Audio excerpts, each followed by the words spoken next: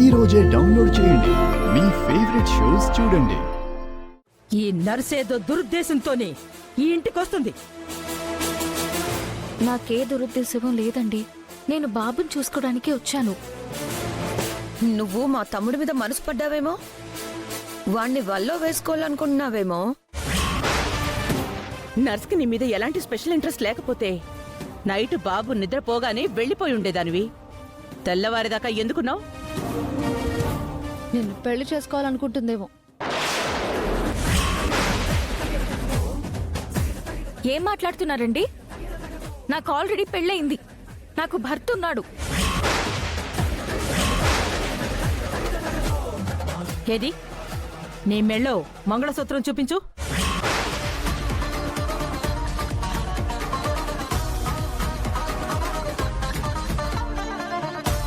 రేపు నువ్వు ఇంటికొచ్చినప్పుడు నీ భర్తను వెంట పెట్టుకునిరా.